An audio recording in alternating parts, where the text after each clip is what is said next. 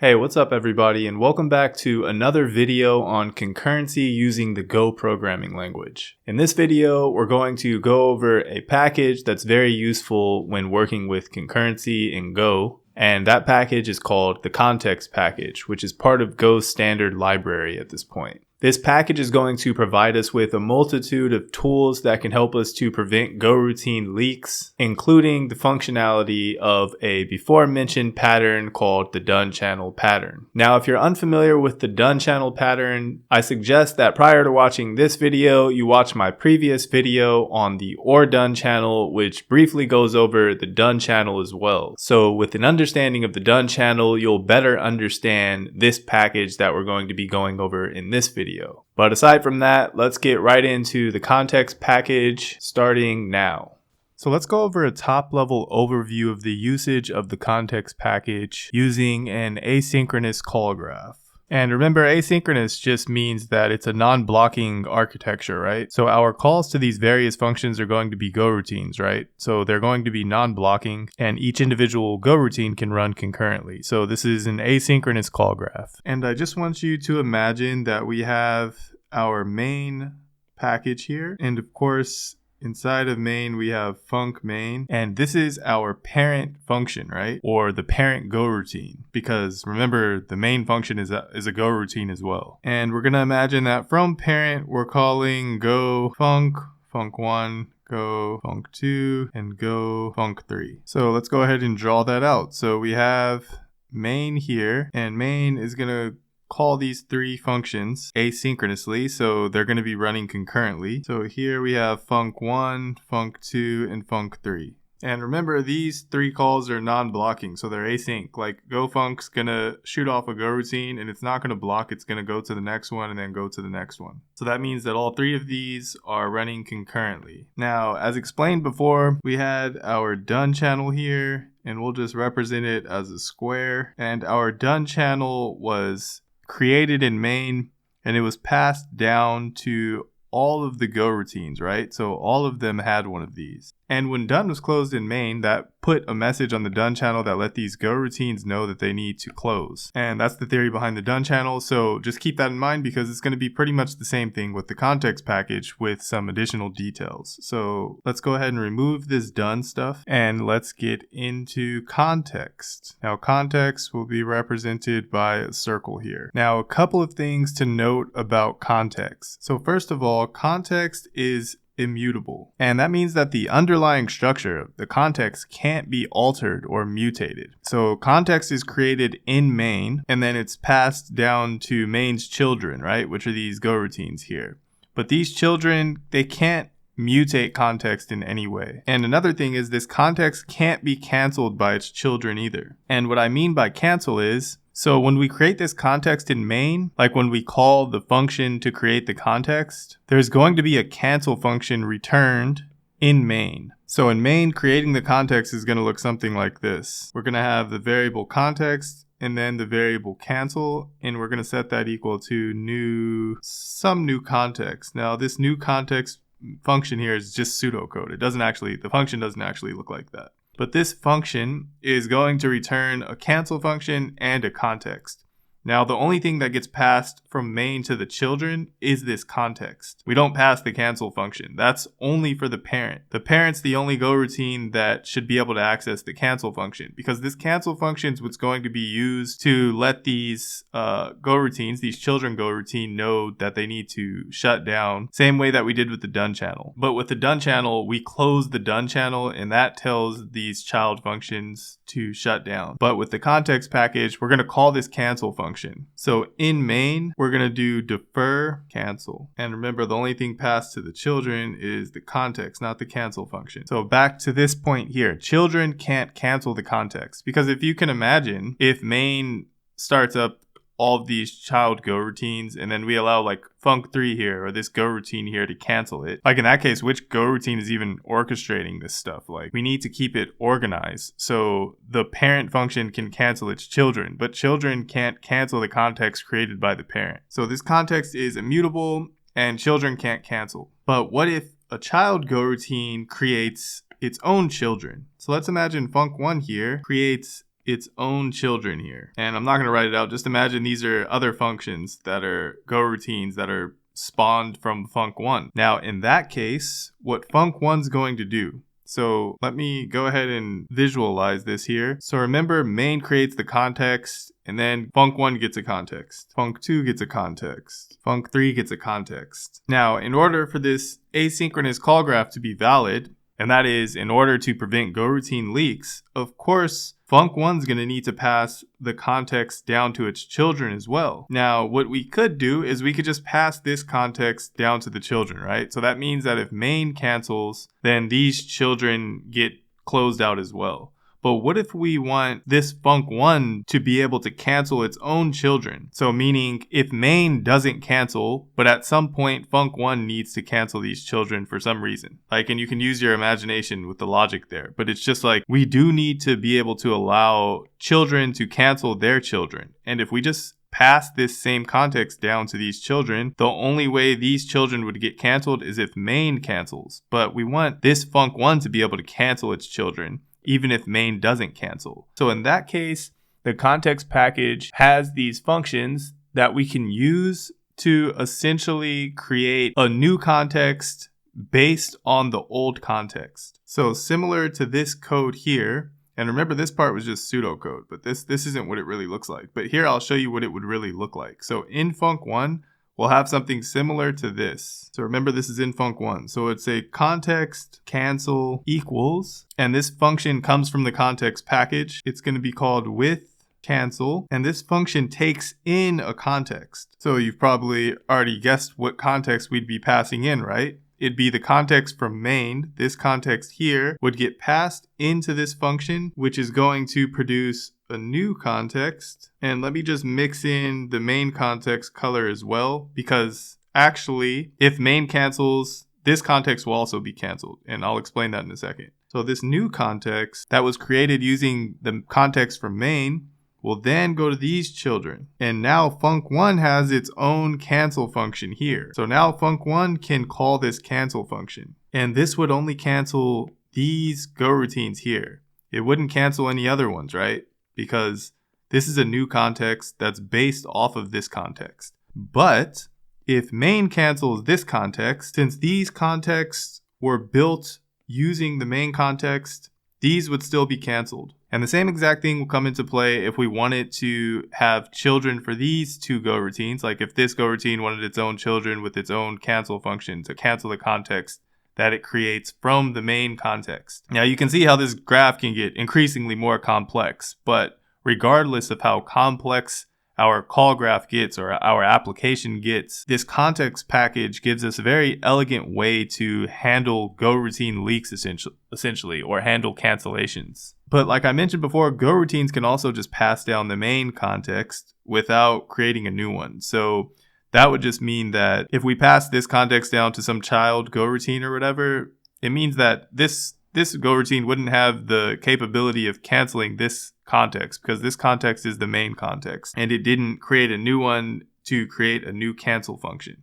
So that's one of the main things that the context package does. It provides an API for canceling branches of our call graph. And another thing that it does, which is a bit more controversial, is it provides a way of transporting request scope data through our call graph. So what does that mean? So this is pretty easy to imagine, right? So we can imagine that this context has embedded in it some data. So like we'll just say like token or something. Token 11123, whatever. Now, if this data is embedded in the context, put a little dot here to symbolize that, then of course, since the context is basically a transportation mechanism, this data inside of the context can be passed throughout the call graph, right? And it can be accessed from various Go routines within the call graph. Now, the controversy arises because Golang is a strictly typed language, right? So a function or Go routine should have well-defined parameters, right, with specific types associated with them. But with this here, we could literally pass in any type of data. Like you can abuse this easily. You can pass in anything you want. And if, like say for example, you have a function that takes in a lot of parameters. Like the naive solution, instead of building like a builder or something, would be to just have a super long function signature with a bunch of parameters, right? But then that might be annoying. So somebody might create like some JSON structure and just pass it in as the data here and pass that into the function and use it that way. That's completely the wrong way to use this. So that's why this part's controversial, because it's easy to abuse, if you can imagine. And the context package kind of gives a weird explanation of what it should be used for, but I'm not going to get into what it should and shouldn't be used for in this video, because I'm just trying to explain the context package, and what it should and shouldn't be used for might depend on your team or your organization. So anyways, just know that that's another main point of the context package, to provide a way to transport request scope data through our call graph. And just know that that's controversial because of the reason that I mentioned before. So anyways, moving on from that, so far we've only really seen the same functionality that we were able to achieve with the done channel, right? And that is, we're able to cancel child go routines. But actually, this with cancel function isn't the only function available for us to make use of. So we have with cancel here that we used, right? Which provides us a way to cancel the context. That is, it provides us this cancel function here. But there are also other functions like this one. And we're going to go over some code examples of all of these, but we can briefly go over some of the main ones here. Let's just make that smaller. So as you've already seen here, we have with cancel. And basically, with cancel is going to take in a context. And remember, this orange dot is just a parent context. So it's going to take in a context, and it's going to return a new context that will close the context done channel when the cancel function is called. So I forgot to mention that actually. So I explained that calling this cancel function here would close out these go routines. But the way it's doing it is the same way as the done channel pattern that we mentioned before, or that we went over before. So this context type, it has a done channel built into it. And when we call this cancel function here, so if we call cancel, this done channel gets closed. So within all of these functions, we're handling the done channel the same way that we did before. So that means that within all of these functions, we have the for select pattern. So we have for select, and instead of having case done like this, like we used to have it, instead it's going to be case context dot. So basically this with cancel function here gives us the capability to close the done channel, which is being consumed by child go routines, by calling this cancel function. So that means that in main, we actually created the context using with cancel. So in main, the code that we actually used to create the context, it looks something like this. It has context cancel equals cancel. And since this is the top level of the call graph, of course, we didn't have an original context to pass into here. So we had to create some base context, which is just a default context that we used. It's like an empty context, essentially. And you'll see this later on in the code, but I just want to make it clear here right now. So what we used is something called context.background. And this is just an empty context. So in main, we created context with cancel. And for the base context, we passed in this new empty context. And that gets passed down to this child. And this child is going to pass in this context that was created here into with cancel to create its own cancel function for its children. But anyways, back to the other functions that are available. So we have with cancel there, and the other main ones that are available to us are called with deadline, and it takes in a context, remember, and with timeout, and it also takes in a context. And sorry, oversight there. So they take in context, yes, but of course they need to take in additional parameters, right? So with deadline takes in, of course, a deadline, and with timeout takes in, of course, a timeout. And these also return the cancel func. So context cancel equals.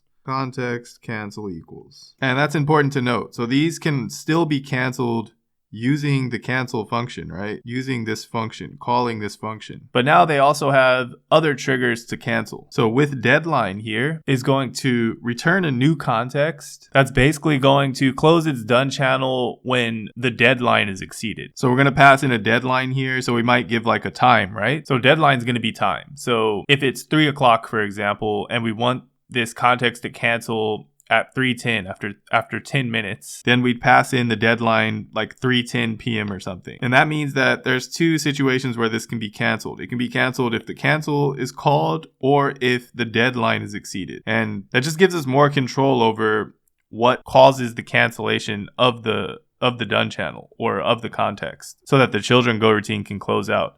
And like, there's many different use cases for these tools, right? They're just tools. Like, say you have some program and you want some Go routine to run for a maximum of 10 minutes, or you want it to end at a specific time, even if it hasn't finished, then that's when you would use something like with deadline. Now, with timeout is similar. With timeout, you pass in a duration. So it's just like 10 minutes, 20 minutes. We want this Go routine to run no more than 20 minutes. So regardless of what time it is, we're just going to pass in a duration of like 20 minutes or whatever. And if this Go routine hasn't completed its work within the 20-minute window or whatever, then it's going to just close out. It's going to close the context anyway. And what I mean by if this Go routine hasn't completed its work, remember, this would be like a parent Go routine, and we'd pass this context down to maybe some children.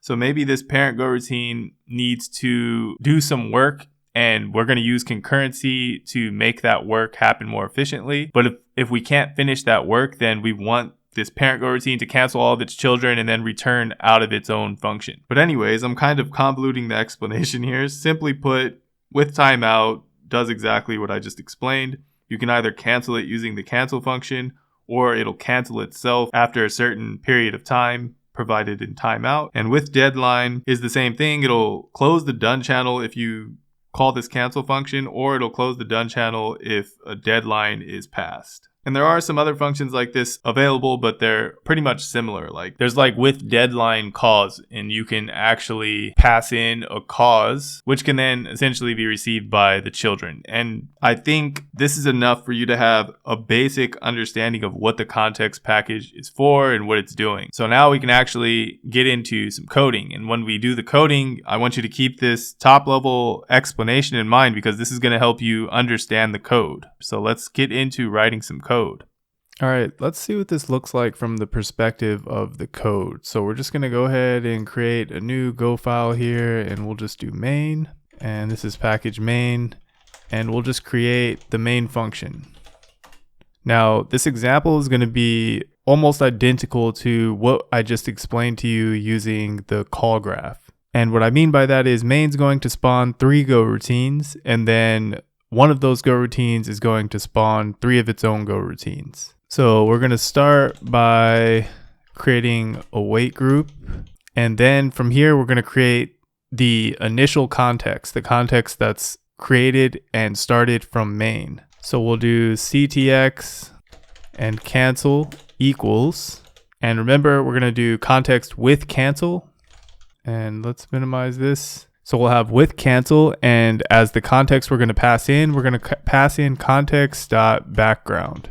And if you go to the definition of context.background, you can see here that its background returns a non-nil empty context, which is what I explained before. So we can go back to main here. So now here we have our context and our cancel function. So the next thing that we're going to do is we're just going to defer calling the cancel function. And if you see what with cancel returns here, you see that it returns cancel func here.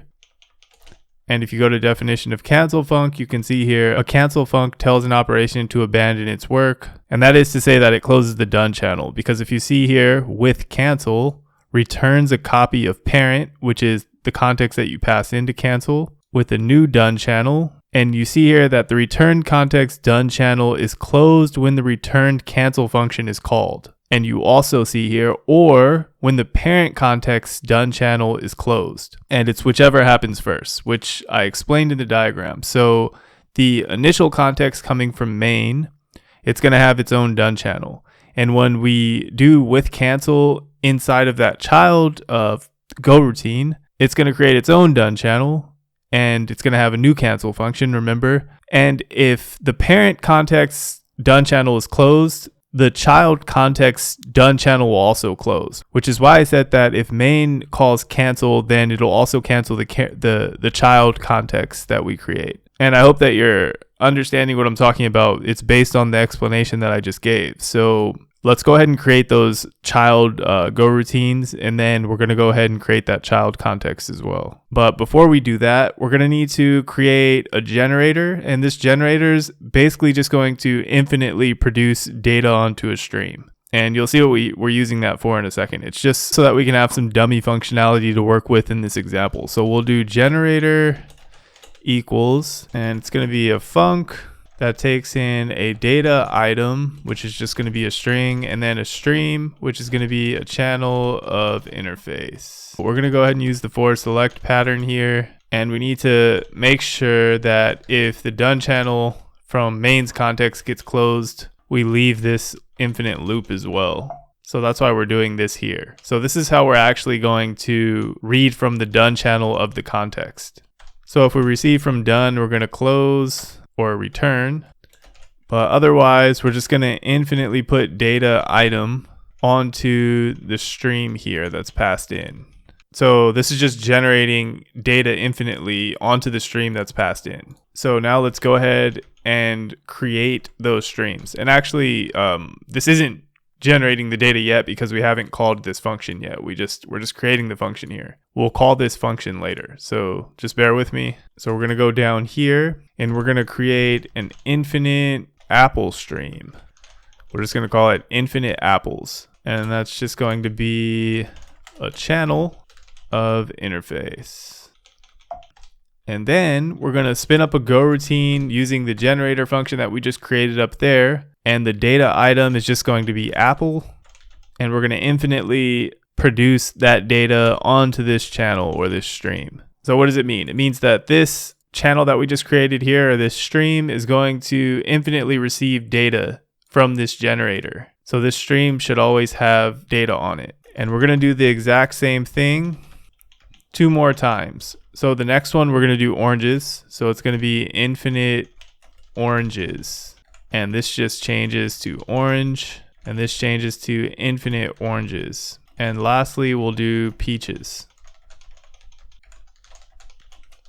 So now we have 3 streams or 3 channels that'll always have data on them that we can read from. So we're going to use those later on in the example. So now we're getting into the part of the example that's like what I explained before using the blackboard. And that is func1. So remember, we had in main, we spin up func1, func2, and func3, right? So we're going to do that here. We're going to do go func1.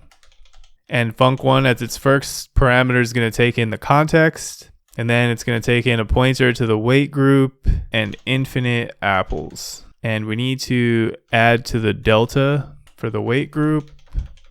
And if you don't understand what's happening with the wait group stuff here, then you should go watch one of my previous videos in the series where I explain wait groups. Now, func1 we haven't created yet, right? So we have to go down here outside of main and create func1. Now, if you remember from the diagram, in func1 is where we're going to spin up some more child Go routines. So we'll do func1, and it's going to take in context, and that's going to be context.context. And we're going to take in the parent wait group. And the reason we're naming it parent wait group and not just WG for wait group is because we need to create another wait group within this function for its children. So we'll do sync.wait group. And then we're going to take in one of those infinite streams. Now, the first thing we'll do is we'll just defer parent wait group done. So then we can just be done with that parent wait group. And then we're going to create another wait group.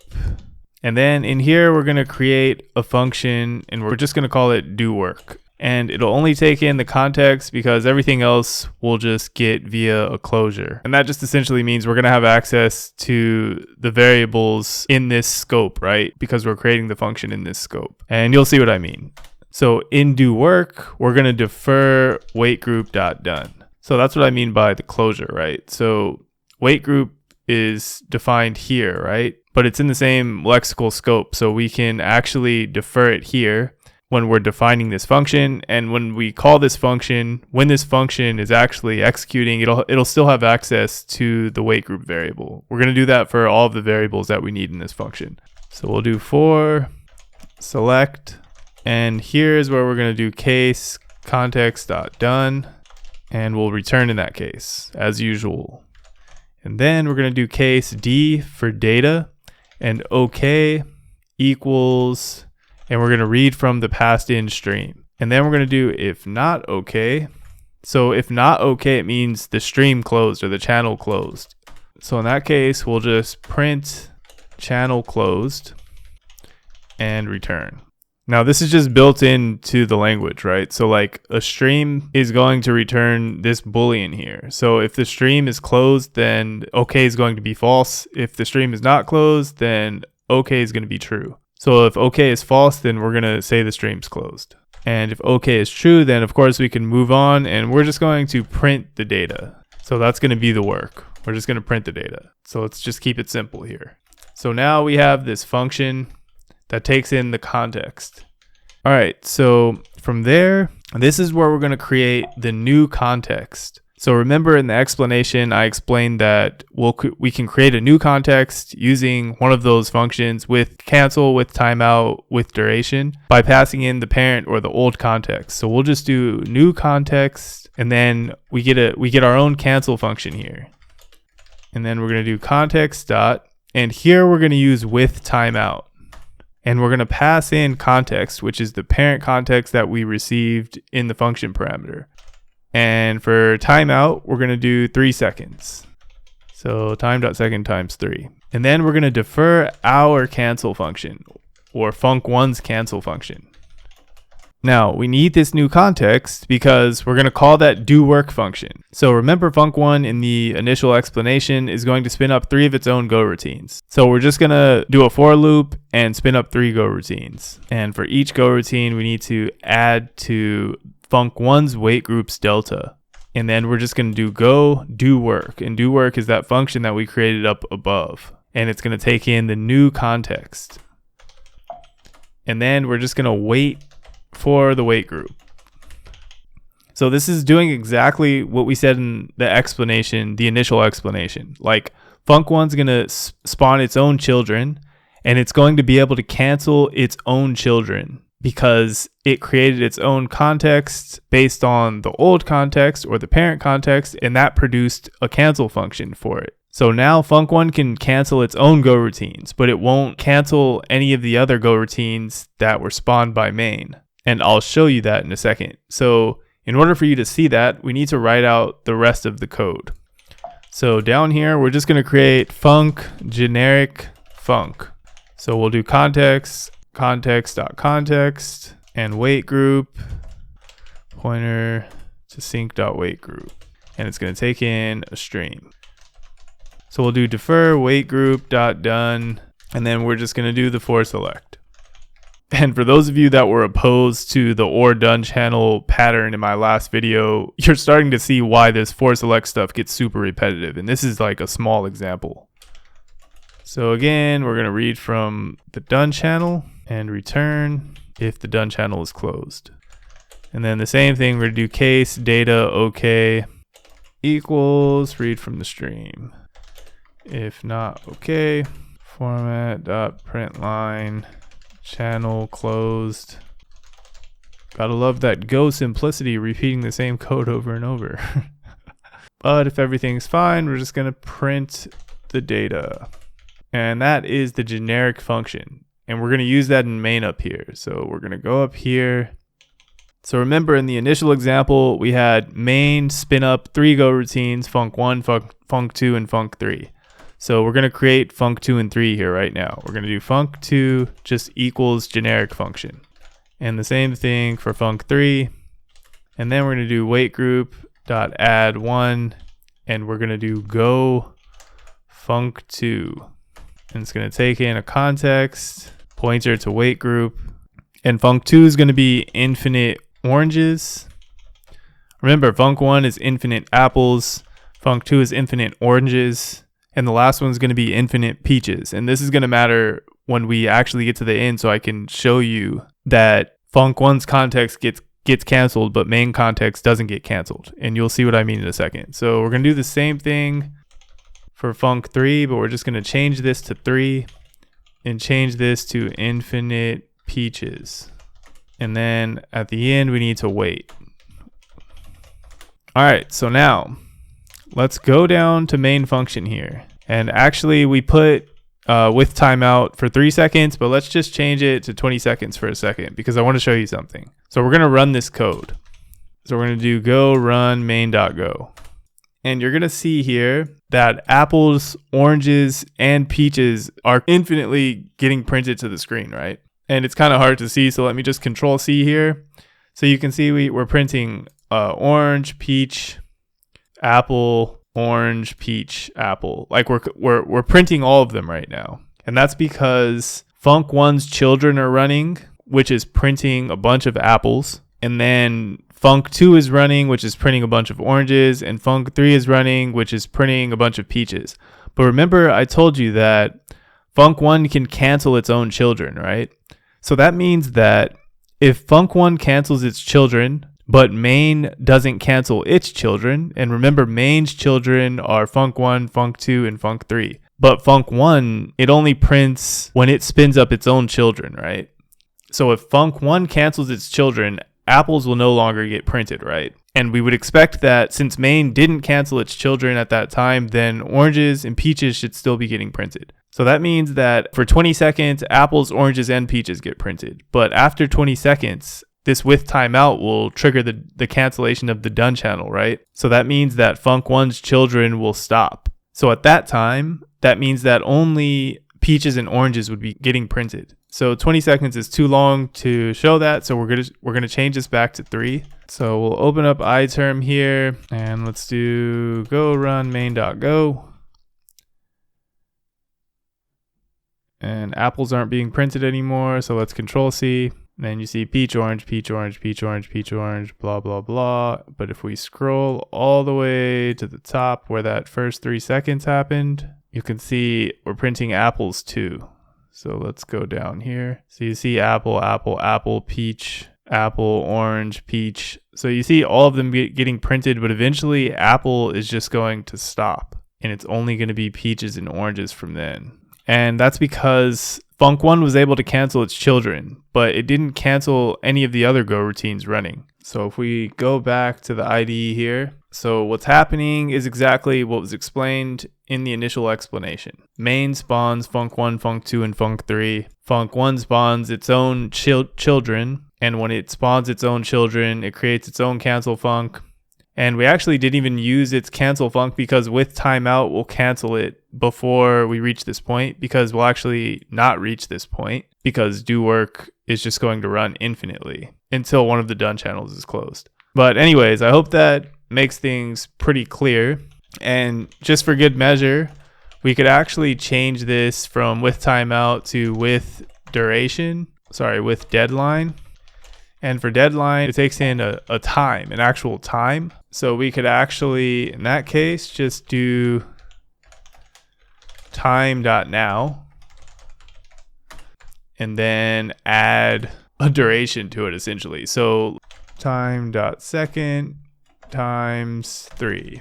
So with deadline it looks like we're doing the exact same thing here, which we are in this case. But if we add a specific time, I'm just using time.now because I don't know a specific time. But deadline is essentially what I explained before. But we could do the same thing here and use deadline. And the same thing would happen essentially. And if we go to the context here, you can see this interface has the done channel here, which returns a channel that's closed when work done on behalf of this context should be canceled, which is when the cancel function is called, or if any of those other functions for creating the context was used, like deadline or duration, then in those cases as well. But anyways, that is the context package. I hope this was helpful for you. I just want to say that it takes me a long time to make these videos, to research the topics and then try to come up with intuitive examples to help you to understand these concepts. So if you reach this point in the video, please leave a like. And if you're not subscribed and you're interested in more content like this, feel free to subscribe as well. These things really help the channel get some traction. And thanks to those of you that have always continuously supported me, and I'll see you in the next one.